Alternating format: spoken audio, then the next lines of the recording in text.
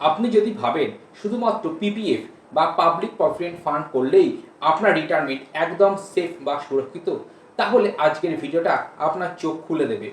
কারণ একটা প্রশ্নের উত্তর বেশিরভাগ মানুষ জানে না। পিপিএফ আপনাকে কি সত্যি ইনফ্লেশনের বিরুদ্ধে বাঁচাতে পারবে? ধরুন আপনি আজ থেকে প্রতি মাসে টাকা জমাচ্ছেন পিপিএফে।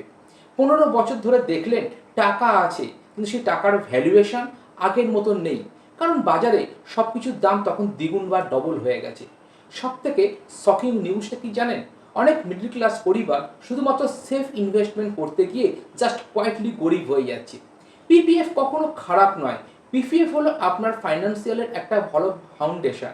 কিন্তু ফাউন্ডেশন দিয়ে তো আর বাড়ি তৈরি হয় না।